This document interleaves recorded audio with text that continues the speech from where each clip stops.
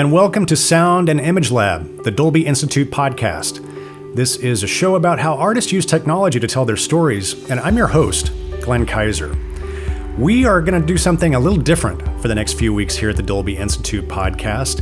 We are leaving the world of film and television and venturing into the world of video games.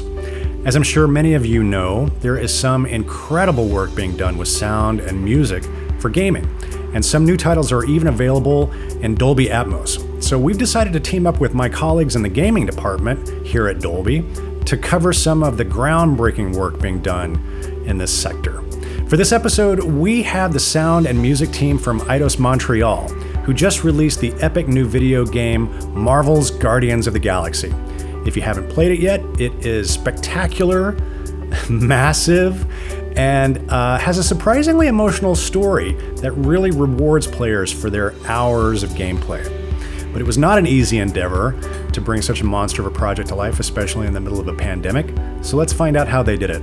I'm gonna turn this over now to Andy Vaughan from Dolby Game Developer Relations for his discussion with the team behind this thrilling new game. Take it away, Andy.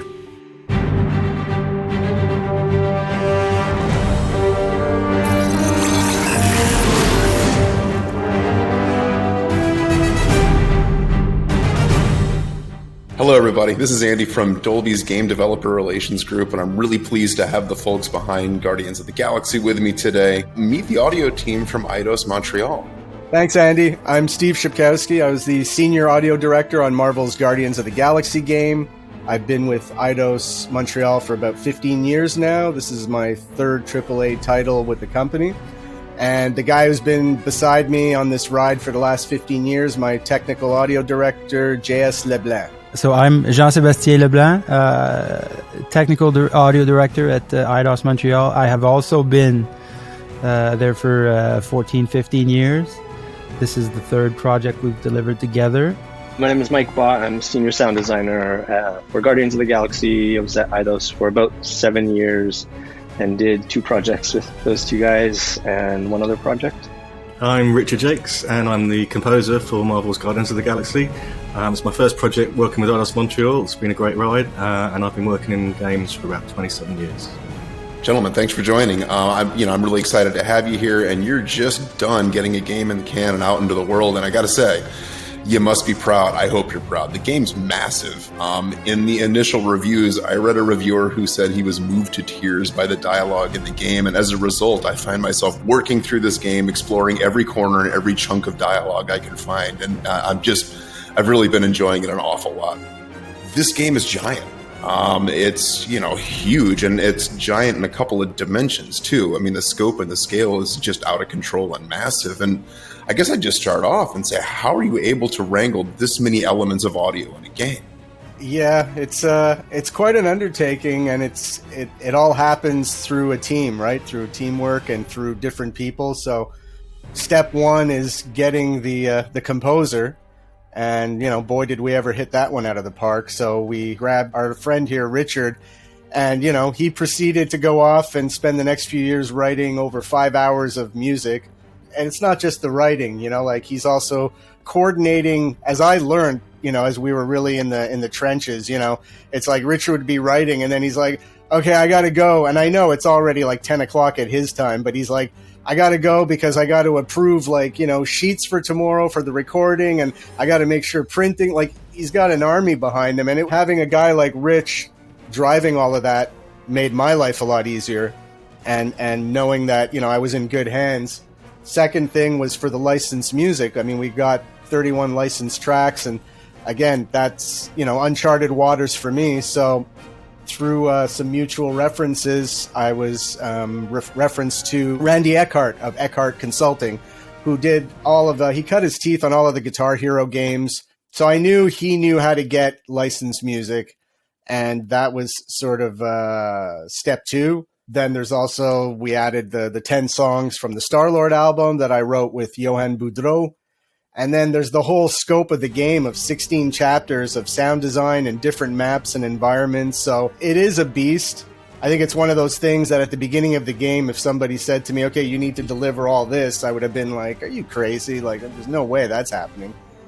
But when you go at it inch at a time, and everything's just here and you're just moving, I always use that analogy of it's almost like digging a trench in a desert for 3 years, and you stick your head up and you see that there's this trail going for miles, and you're like, how the hell did that get built? And it's like, well, you did it with a spoon every day for the last 3 years, you know? So big undertaking, but I think we could all agree here in the room that we wanted to make this game big.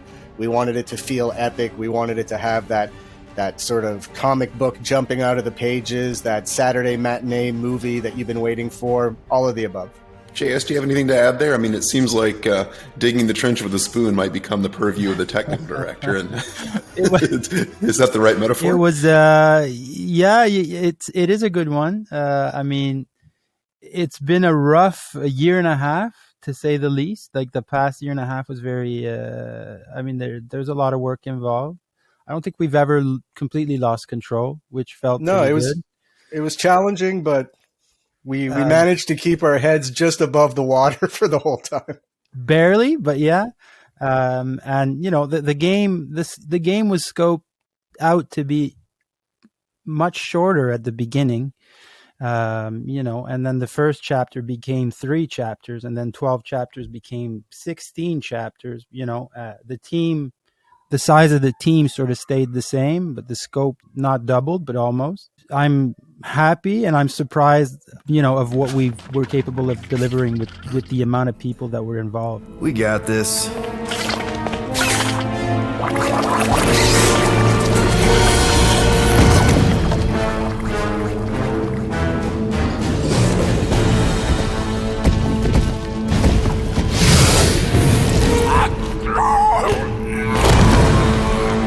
Excellent. Well, you know, sticking with the out of control thing, this past couple of years have thrown a lot of out of control at all of us. And I know this is a topic we're all pretty tired of talking about, but I think there's some interesting nuggets about how you guys worked while in the middle of this lockdown world that we're in right now. Like, I hear that you traveled to do final bits of the mix and that you had to do some remote recording. Can you tell me a little bit about your trip to London? Well, the trip to London was great. I'll let Rich talk a bit about the recording, and then we'll jump in as we had to integrate it all, and I can give you a bit of a visibility on how tight we were a well-oiled, synchronized machine. But Rich had the biggest challenge because, to be honest, had he not overcame those challenges, we wouldn't have had anything to mix. So I think the credit goes to him first. And he brought us the tools that we were able to mix.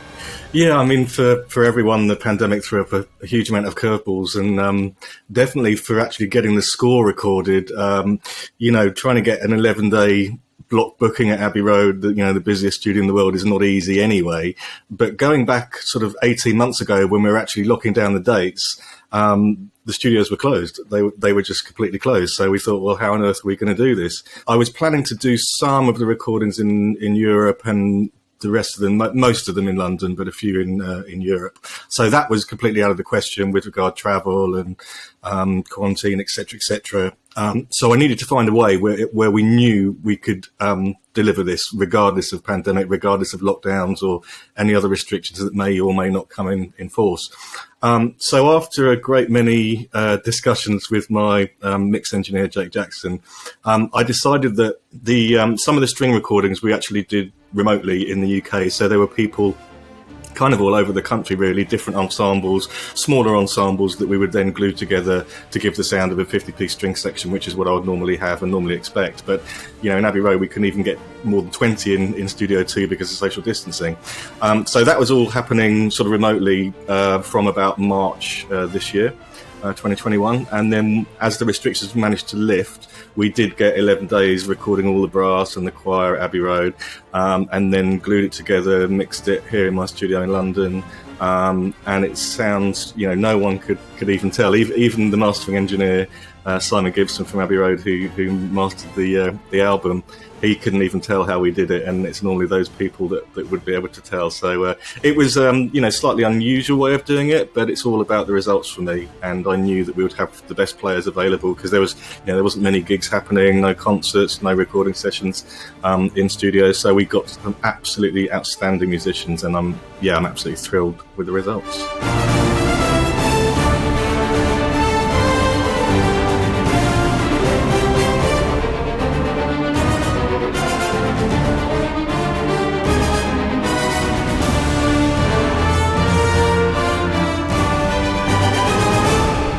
So you've talked about music a couple of times. You talked about licensed tracks. You talked about the Star-Lord album. There's a lot of themes going on here, and there's a lot going on just in the music. Like, I think a chunk of the scale and the space of this game is music. All this has to play together, and I know that licensing music can be a difficult, operation. That's an exacting process, and it needs to be produced correctly, along with everything else going on in the musical scores of this game. How do you get those three things to play together? Through a lot of trial and error, I guess. I mean, it's not, I'm not going to sit here and be like, oh, well, we've taken high meetings with Brandy and planned all this out.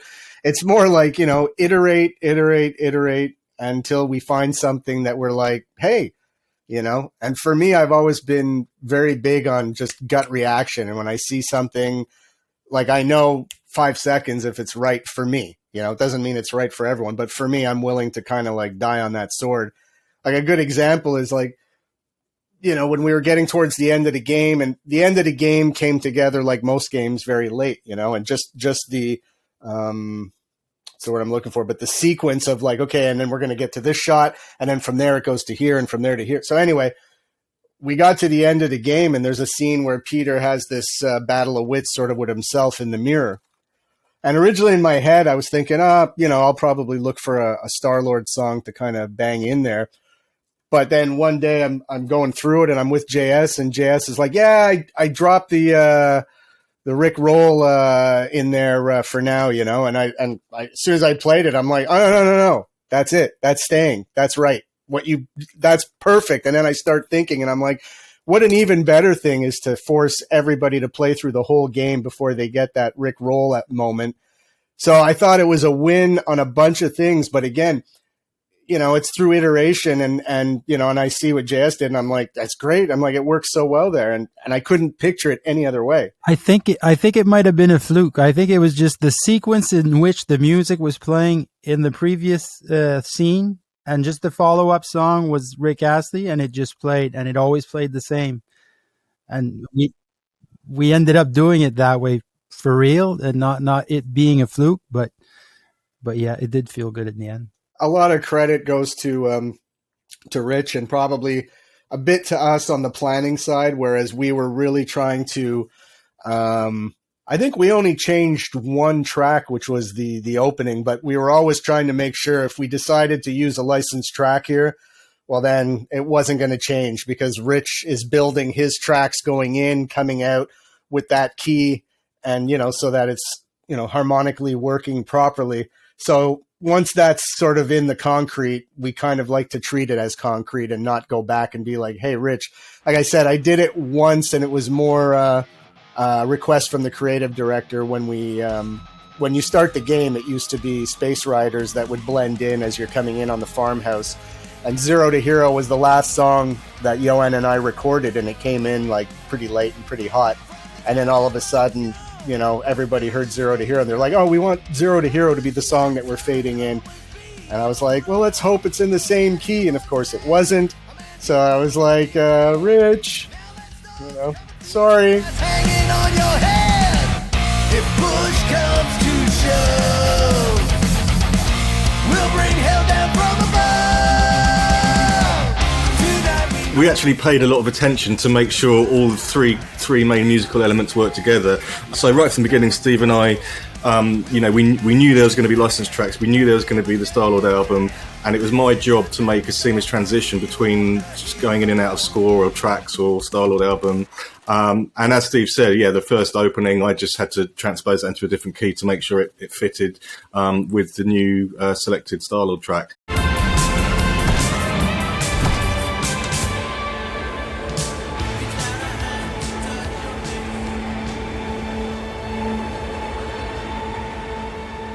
But I think in a lot of the other parts of the game, especially in coming in and out of cinematic sequences, we really tried to make them so smooth, so that because you could have a really jarring sound with loads of different loads of different styles of music in the licensed track. I mean, although they're 80s, there's pop, there's metal, there's all sorts of things, and I need to make sure that worked with the score. So for example, there's one scene that takes place in Peter's house, and in the background on the radio there is Tears for Fears, Everyone Wants to Rule the World playing.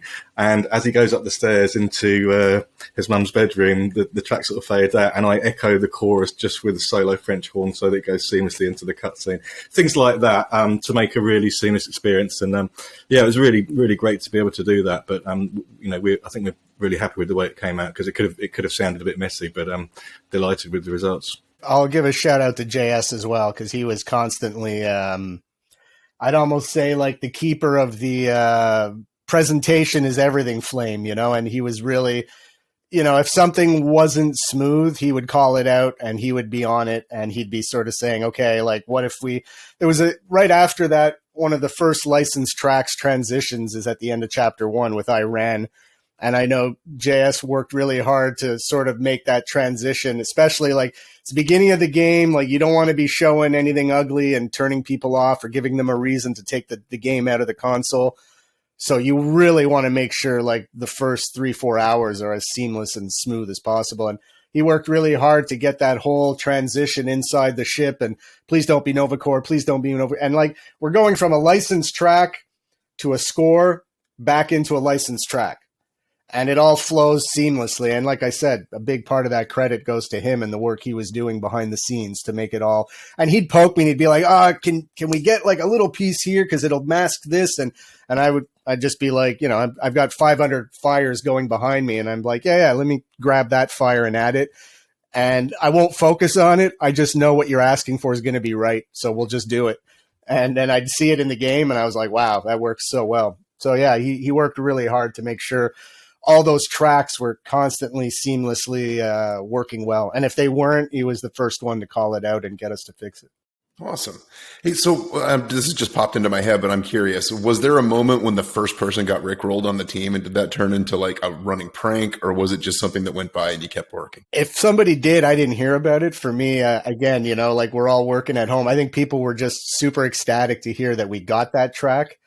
And for me, it was a no-brainer. Like that's one of the most, you know, iconic songs of that decade. So I was like, we definitely got to have it. So I don't know of anybody getting rickrolled or whatever, but I know people were very, very ecstatic to hear that we had obtained the rights for that song. Early in the prototype process, the Rick Astley song was one of the 2 Huddle songs available. And then it was sort of taken out, and the first one was always sort of pre-established. And the one at the end made it through, but it was quite late in the process. Like it probably made it there late August. Maybe late July, August. And it's funny, like you were asking earlier about the mix, Andy, like, so Rich did his recording just to show you, you know, how we like to do things and make things kind of tight and exciting. Rich finished his recording. Rich, correct me. I think it was June 30th, somewhere around there. Correct. And then Rich had a month to deliver the mixed, all of that. He had to mix it all with his mixer, Jake. And he had to get all of that to us by the end of July. As we were leaving to go to England, we went to the amazing Molinaire facilities in Soho. I can't say enough about how well they treated us. Great staff, great facility. I mean, again, I can't say there's not enough words in the dictionary on the positive to put at them because they treated us like gold. And honestly, going down to England, you know, I think JS and I knew we had a lot of pressure on our backs. We knew we had to go there and quarantine for 5 days before we could even work. And then we had to build our work plan.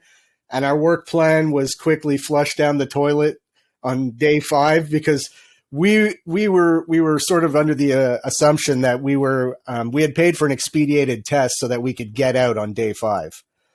So we assumed that we would expedited, meaning we go in and test at 9 and probably by noon or 1, we have the results. But that's sort of our assumption of expedited. And it came in more like 5, 6 o'clock, the end of the day. So we lost one whole day to mix. That was our start of the mix process.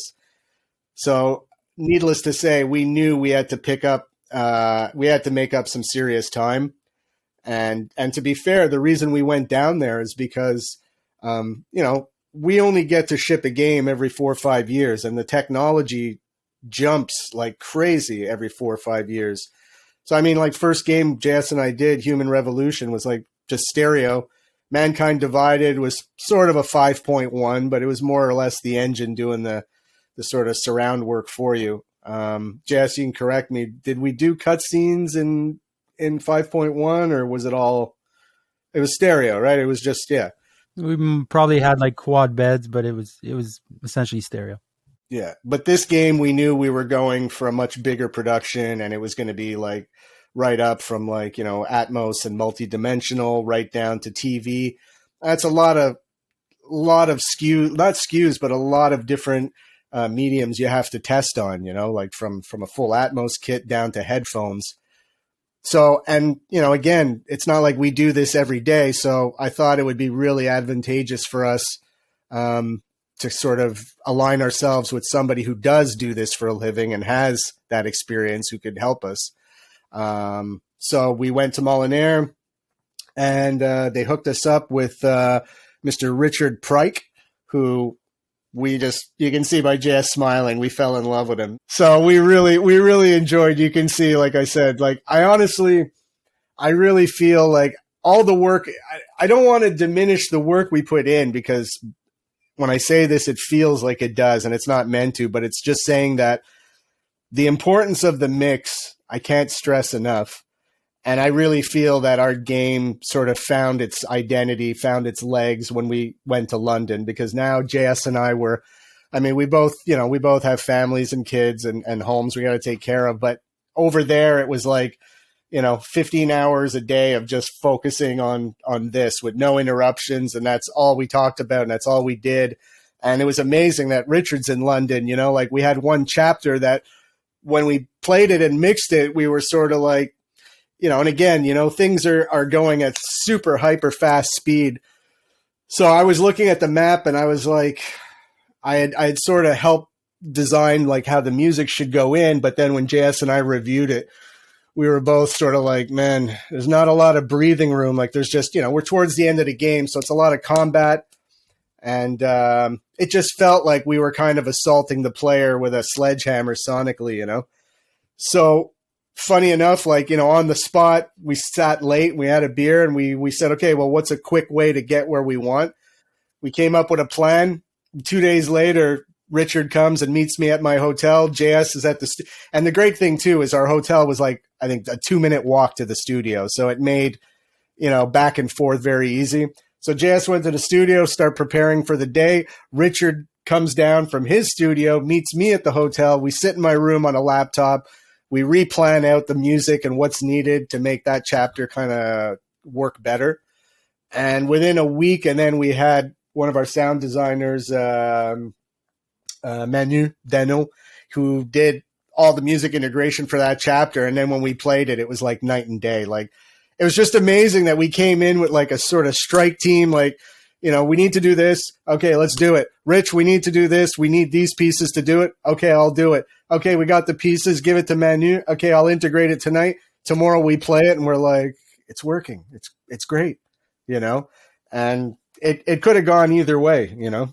Yeah, I mean, for me, it was really interesting, because in a game like Guardians of the Galaxy, we wanted to have this big epic sound, but at the same time, as a gamer myself, I'm not a big fan of, you know, just sticking music in and setting it at the whatever volume it is, and that's it. You know, it's a really, really dynamic score, and it's treated as such. So, you know, when I'm playing it, the big moments are big, and then the underscore is exactly where it should be, and that makes such a huge difference. Even within a track or within a cutscene, the dynamics are all there, and I think that makes a huge difference, because we actually mixed all the music in 7.1, and we actually had multiple 7.1 stems, and we had this insanely complicated Pro Tools session. But actually, it made a difference when it went into the game, because you can really hear all the dynamics in the music, and then within each track, it was treated dynamically, whether it was a cinematic or a piece of in-game music, and that's why I was so thrilled to, you know, I mean, you can hear absolutely everything, pinpoint accuracy, and all the sound design, and huge amounts of dialogue, and yeah, it was really, really cool for me to just go in and hear that.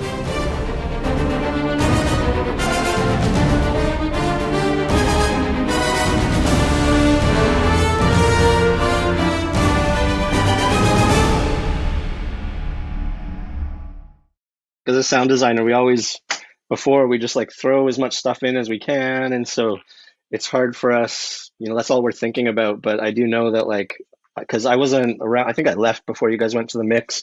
And when I came back and played it afterwards, I was you could tell that it was a night and day, because before it was just kind of just like noisy and things weren't very focused and the moments weren't being like, the specific moments aren't being exactly focused on. And like, I think that must have taken so much work. And the fact that it sounds comprehensible at all, I find it very impressive. So.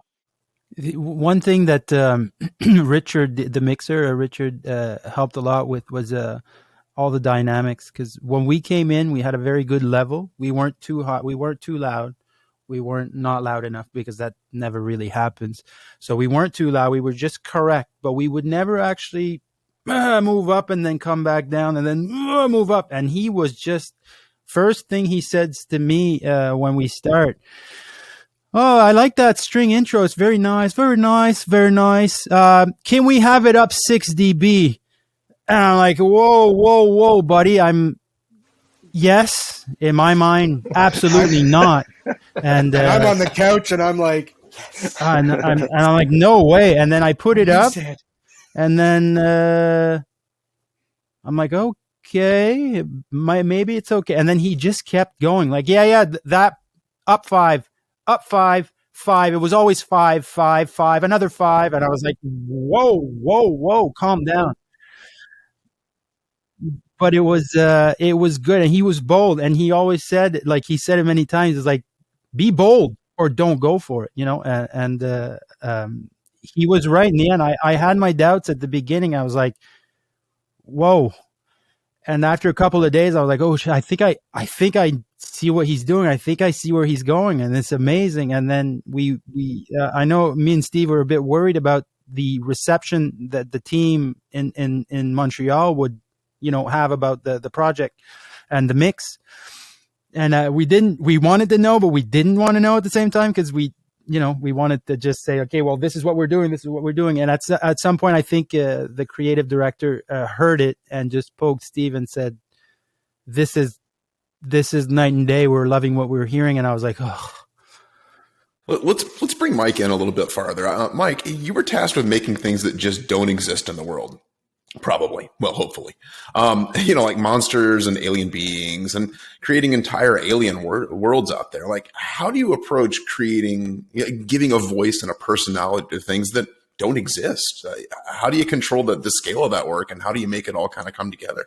I mean, it's not easy. Yeah, we were trying to make sounds that were both completely foreign and completely alien, but also organic and sounded natural. And so you have to find this balance of things that people are going to maybe recognize as a real creature, or like a plausibly real creature, but it can't sound exactly like anything that actually exists. And so, honestly, starting off, you just have to find good assets. If you don't start off with like picking the right sounds to mix together, it's not really going to work together.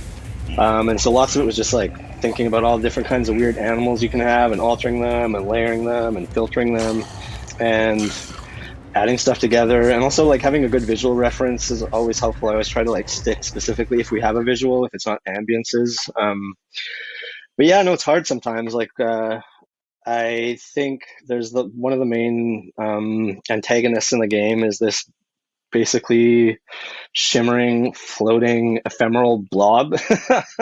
And so I think we kind of like waited. I think we were putting off actually getting to it for a while, because it's kind of like a UI sound where it's so open to interpretation, like there's nothing really in the real world that looks like that or acts like that. I mean, that specific sound, we had a lot of different layers. There's like a high shimmery layer. There's like a mid kind of like growly, clicky kind of layer. And there was like a rumbly low layer that we kind of dynamically changed throughout the game, depending on what was happening. But yeah, I don't know. It's, I guess for me, I try to use plugins more thoughtfully and try not to just jam a whole bunch on top of each other, because I feel like there's a tendency sometimes just to like more is better, but I don't think that's really the case, especially if you're trying to go for something that sounds grounded and sounds in the real world. But yeah, I guess in terms of scope, I don't know. We just the way we worked is kind of each of us sound designers would pick a level, and we would do everything in that level. And so you can kind of know exactly what needs to be there and to fill it up. But yeah, I don't know. Honestly, at this point, a lot of it is intuition. Welcome. You, lucky traveler, have arrived at the illustrious Emporium, private collection of Cannelier Vaughan, the premier exhibit of wonders in the galaxy. And also just always not being afraid to experiment, try and pick stuff that you wouldn't think that would work, or things that are just completely outside of like the sound of a creature or the sound of like what you're specifically doing. And so a lot of times it's kind of like, I feel like a lot of my job sometimes is just being some kind of thesaurus, where I'm just like trying to look through the library and think of different creatures that could sound like that, or like, because yeah, like that creature, the Magus that I was talking about before, I think it had like welding sounds in it, and it had like weird, all different kinds of stuff. And so it's good just always try and experiment, just try to find that balance between, you always want a sound to stick out and be unique and be noticeable and have its own certain flavor, but not too much so that it distracts from what's happening in the game and what's happening visually. And so that's kind of like always the balance you're trying to find. Looks like you've got a lot of parts here. Just about everything. Mostly refurbished, of course. Hard to get new equipment since the war. Well, You looking for something particular? I wonder if you have something I could use to remove, Novocore Disabler. 7A12 series. If you're doing it right, no one's really going to notice. And so, yeah, I don't know. It was a big job, and I think we did a pretty good job making each kind of area sound different and yet completely foreign. So hats off to the whole team, because it's much a team effort for sure. And we were lucky in that we got to work with local, they're actually worldwide, but the Fabrique des Monstres, which is a company started by a guy here in Montreal, Sébastien Croteau, and it's now something that spans worldwide, and they do sounds for like, I mean, they're big stuff. Like you hear them doing zombies, and it's like, these guys should be doing it for Hollywood. Like, it's that good. Hey, look what we've got coming.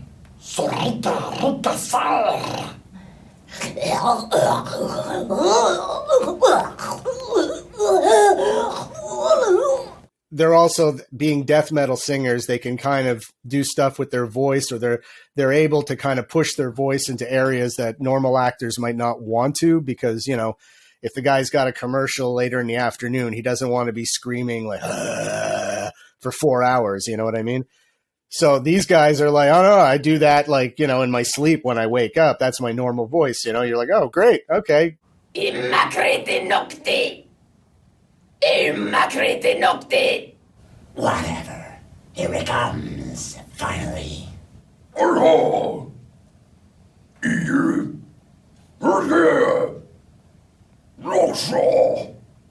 I worked with Sébastien for roughly a year, just designing all the aliens that you meet in Nowhere. It's not like just somebody making up stuff. There's actually a language for each race that Sébastien created. Feels like I got something stuck in my throat. You want something to wash it down. Now that you mention it, I am a little parched. What's good here? Whatever you get. And that's what I'll have. He would take the script and literally translate it all into the alien language he had made up, and then he would work with each person who was doing it and make sure. And for the creatures, we would bring guys in who would give us source sounds that then we would pass on to the sound designers and be like, all right, this is what we tried for this creature. Now see if you can take it and blend it in. Hopefully it can help you, you know? No, honestly speaking about good source material, I was going to say those guys, like, the crazy stuff that they could come up with, the vocalizations, the weird things, you don't have to do a lot to it to make it sound completely non-human. And so like that was such a help for sure. Name? Guardians of the Galaxy. Never heard of you. Well, you do live on a mud ball in the middle of nowhere. What's that? What he means is you will have. We're huge in the Kree system. What's in the box? A rare creature, last of his kind, and all-around swell guy. Looks like a bush. It is a tree. A talking tree. That's new. And in the sessions, I would always say to the guys right at the end before they'd leave, I'm like, okay, just give me 2 minutes of wild. Like, just do whatever ridiculous sounds you like to do. And then I would export those and put them on the network for the guys saying, you need sounds for your ambient jungles and your maps or whatever. Go look in here. There's tons of wild little creature sounds that you can use. And it's funny, like right near the end, there's a scene, there's a cut scene when they're leaving Lady Hellbender's castle. And you've seen it in the cutscenes. It's the one where Peter's kissing the tentacle and he's like, yeah, I'll call you. And I always felt like I wanted to hear something from the creature, because otherwise it feels a bit static. It's like, the tentacle's moving and that there's a dynamic between the two, but it's only Peter talking. And it always bugged me. No, of course I will. I'll call you. You guys were supposed to wait for me. You took too long. I was establishing an alibi. You were flirting with a Signarfian beast handler. Who confirmed that Groot is definitely probably being kept in the new editions pen. Which is where exactly? Well, we didn't quite get that far.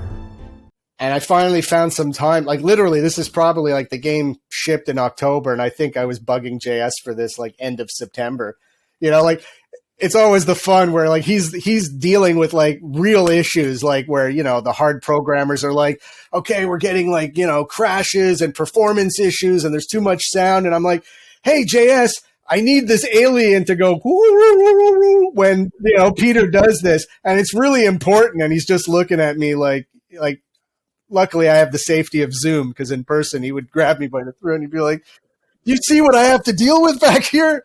And I'm like, but it's really important. The creature makes a funny sound. But you know what? Like, to his credit, he got it in. But I went looking at all those wild sounds. And believe it or not, I believe it's a sound by, what's her name? Elisa, the singer from Arch Enemy. She's amazing. And she came in. She's from Montreal and did some stuff. And I went in and it just happened in her wild stuff. She had this great sound of her like gargling water and doing a high-pitched sound. And I was like, that sounds like the creature. And I grabbed it. And again, it's a stupid thing, but by having all this source material that you could just go in and sift through, like Mike said, it was very helpful, especially when you're dealing with stuff like this, We talked a little bit about Nowhere, and I really love to wander around that location. And you talked a little bit about the voices, but, tell me a little bit about the lipless bar. I know you talked about the death metal singers. I think they were probably a big chunk of that. They were a big chunk of the alien life. So the lipless bar, funny enough, that scene, and JS was probably around because I think we were like really small staff going back in pre-production, but that scene has been around since pre-production. And it's funny, one of the animators he didn't finish the project with us, but he does podcasts, and I watched one with the cinematics director, and he was actually like, the cinematics director was showing him like all of this from here to here. That's all the stuff we shot with you back in like 2017. And he's like, really? And it really is like, we shot stuff in like a temp mocap stage. And believe it or not, like, again, a credit to our creative director who really always likes to push and, in a good way, he wants to give the most to the player. And he was like, we got to bring that character back. And like, the cinematics director's like, look, time, resources, like there's, at one point reality does kick in and there's only so many hours in the day. But credit to the cinematics team, they found a way to repurpose a lot of the data. Storm ride together one more time. Here we go. Sing a song.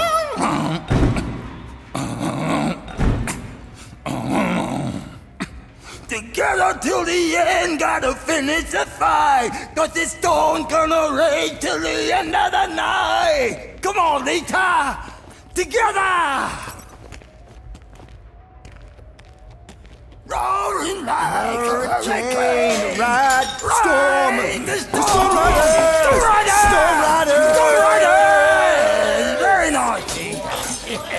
JS, you can tell me, did we ADR a lot of that stuff? Because some of it was rough. The audio was rough. But again, when it's hidden in a bar with all the sound, like you don't really hear it. But we had one of the boys cleaned up the VO for lipless. It's all his original stuff. So his acting is all the initial takes from 2017 way back with the room tone and the ventilation sound. And the only thing that we picked up was Star-Lord when they're all laughing together amongst themselves.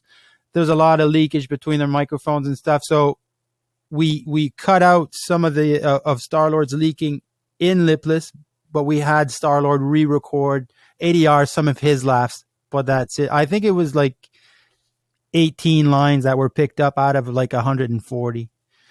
So it was surprising that it actually like sounded okay, yeah. Together till the end, now we look to the sky. Lightning strikes twice, now it's us to the fly.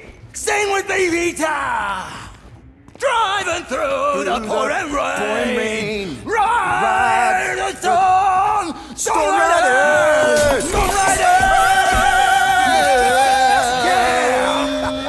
Yeah. Once it made it in, I'll be honest, I sat here. I almost kept putting it off because I didn't want to deal with it because I'm like, what am I doing musically? And I had like something in the original where it was similar, but it wasn't the same. Like we never had like an actual score to it. And I think it was literally like I was sitting here on a Friday night, probably late. I came downstairs and then realized I looked at the clock and I think it was 2:30 because I got an idea and I started researching Westerns because I'm like, this is basically a Western. It's like the hero in the bar and then the click, click and the camera and the guns here. And then it just dawned on me. I was like, why don't we try this as a Western? So I think I grabbed some temp music and now I was like, okay, step one, let's see if Richard laughs at me and let's see what he thinks. And again, credit to Richard. Every time I come to Richard with a crazy idea, he's like, I love it. Let's do it. And I gave him sort of a temp, I think it was a track from Once Upon a Time in Mexico or something. It was just to get the flavor and see if it worked. And I said, do you think you can do something with this? And sure enough, by Monday, I had, this great sort of temp track of the Mexican music in the bar. What the? I don't know what's going on here, but I thought we was friends, Eta. Or did you forget about me?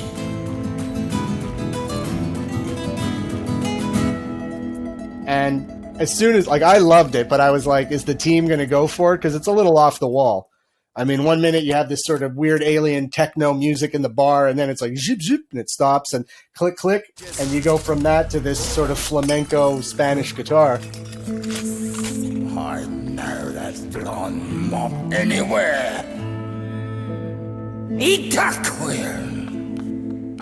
When I showed it to the team, they just 5 seconds of that first chord, everybody was like laughing with like tears coming out of their eyes. So I'm like, I mean, you can tell me you don't want me to do it, but I'm going to argue based on your reaction that it looked like it worked, and it did, and it went in, and it was a little funny to put it together because it's all branching dialogue.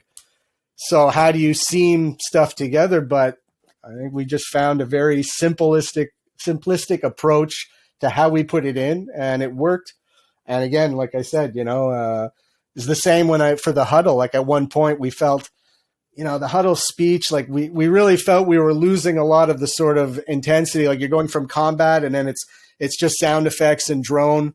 So we were like, how can we improve this? And I turned to Rich and I said, I don't know, do you have any ideas? Like just something that's kind of, like an anthem of something.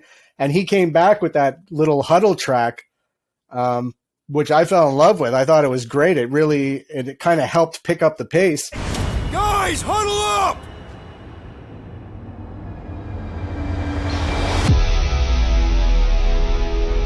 Yes! Celebrate this moment, my friends! Victory shall soon be ours! We shall carve our name in the history books, Peter Quill, and it will not be spelled incorrectly. And even his little, he had these chants of like, whoa. And at one point we're like, oh, we have no sound when the huddle icon appears on the screen. And I'm like, oh, why don't we go with the whoa, you know? And I knew like it might clash sometimes with the tone, but I was like, yeah, but it's going to be rare. And it's an iconic sound that like you already associate with it, the huddle. So having it play when it appears, I think would work well. And the whole thing came together. And again, like I said, it's just, I don't know. It's just every time we seem to go digging for gold, we found gold, you know? It's quite interesting. Both of those tracks, they're quite subtle, but the Mexican bar theme for the lipless fight, even though it's all sort of 9-string guitars and hand claps and things like that, it actually plays the Guardian's main theme, just in a slightly different setting. And the same with the huddle track. Even though it's not particularly melodic, the actual guitar chords are exactly the same as the main theme, so it's all completely tied in. So that takes me to what is probably my last question. It's for all of you, one at a time. You guys can take it in whatever order you want to, but describe your favorite scene. Describe your favorite element about Guardians. What's the thing that still makes you smile while you're working through that game or you see it? I think, honestly, for me, the writing and the acting is fantastic. And like even 4 or 5 years into the production, I'm hearing these jokes, these lines for like the, 300th time and still find myself giggling. And one of the scenes, I think I watched it before, it's right when you get to Temple Ship, Rocket asks Star-Lord if he can froth and if he can twitch. And Star-Lord says, yeah, I can froth. I'm pretty twitchy. And then he says, on my count, you froth and you twitch. Can you froth? I can froth. Can you twitch? Yeah, I'm pretty twitchy. All right. On my cue, you drop, froth, and twitch. While they're all distracted, we take off down one of them side halls. What about me? You take one for the team. Whenever I watch that, giggle all the time, every time. What happens after? Well, you take one for the team. You take one for the team. I'm going to echo exactly what JS said, because I don't think any of our work would have come to anything if the writing hadn't been so spot on and if the actors hadn't had the kind of chemistry that they had. I feel like we could have done as much as we wanted, but I really don't think the project would have worked out. And so I really, giant kudos to them. But I guess I'll pick two if I can. The first one, which I think was there from like a long time ago too, is the cutscene where it's at the end of Q Zone and they shoot the last thing and they find the stone and then the Magus exits the stone. I don't know, there's just really good mocap of them like crawling all over each other. And also, I don't know, just like watching people play that in stream is so fun, because the first time they see that, it's a really strange sight. No one knows what to make of it. And then, I don't know, I love that scene. And then also, just to speak to like the writing and stuff, the like more intimate scenes, like the scene with Drax and Star-Lord looking out in nowhere. Is everything all right? Do you believe that this is the edge of the universe, Peter Quill? Well, yeah, because it is. I just feel like there's a surprising emotional depth to the game that I wasn't expecting. I knew that they had to hit the comedy, but there's a very few games where I'm ever actually like emotionally invested in the characters, and I can't tell if I'm just biased because I worked on this one. Like I can think of like Last of Us was like the last time that I was actually just like, I actually cared what was happening to them, and I feel like it's just a testament to the writing that we were able to have such wide array of emotions, and that moment for sure, it was touching. I'd like to echo definitely the writing, because one of my favourite lines that Rocket says, and I'm not going to give any spoilers away in case people haven't had a chance to check the game out yet, but there's one of the female characters who's a sort of teenager. She's sort of being quite angry at one point, and Rocket goes, "This is why I don't have kids." And it just cracks me up every single time. And actually, to echo what Mike said, in terms of emotion in the game, I mean, there are a lot of games that, whether they're afraid to go there or they just don't know how to do it. And that particular scene that Mike mentioned, which is when Drax and Star-Lord are having quite a deep conversation, that was an absolute joy for me to score, because And I'm pretty sure the reviewer who shed a tear is probably at that moment, or maybe one other that I can think of in the game. But to have such great writing and such great acting makes my job really easy. But I would totally emotionally invested in all these quite deep scenes. So I think that's a testament both to the writing, the directing, and especially the acting to deliver an experience like that. And it was an absolute joy for me as a composer. You know what? I'm gonna make it unanimous. This none of this game works without the writing and without the direction and all that. So I will say that for me, the more intimate moments of the theme of grief and loss, where we have Drax and Star-Lord at the Rift, I find it it's probably one of the more powerful moments. And anytime you can do something that literally emotionally affects somebody, I think that's the reason why we do what we do, right? We're trying to elicit emotion and create. And I mean, even, Eidos Montreal's sort of mantra is crafting emotion. So it's the highest compliment of what we can do. And when you're given those opportunities to do it, and you see that you have the writing and you have the acting, so you're like, everything's in place, and now I can just support this like Rich did. And I knew that those moments were going to be powerful, and I'm glad people are reacting to it. But I always knew, once you saw the writing and you saw the acting, you're like, oh, this has the potential to really be a memorable moment. And then once we put Rich's score underneath it, I was like, there it is. That's what we were hoping for, But yeah, it's like I said, it doesn't happen without all of those other elements, hitting the bullseye exactly where they are. Bullseye hit. The teamwork shows, and the cooperation amongst the people here and the larger teams really show in the final product. And I'm really having a good time playing it. So thanks for a great game, guys. Thank you. Thank you so much. And thanks for everyone here for helping us make it. For those who haven't played it, Guardians of the Galaxy is available on your favorite platform, and you can hear it in Atmos now on Xbox and on PC. Thank you again, Andy. And thank you once again to the folks at Eidos Montreal.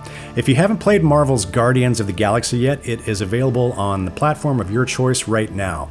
If you like this episode, we'll be back again for another in-depth discussion about another groundbreaking video game, along with more overall gaming content in upcoming episodes, as well as our usual traditional movies and television content. So if you haven't already, be sure you're subscribed to us, the Dolby Institute podcast.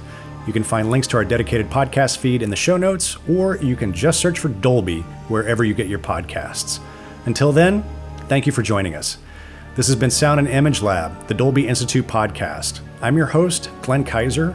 Our producer and editor is Michael Coleman. Our executive producers are Amanda Schneider and Jack Ferry, with production support by Taylor Hines, and our production coordinator is Sunny Chen. Thank you for listening.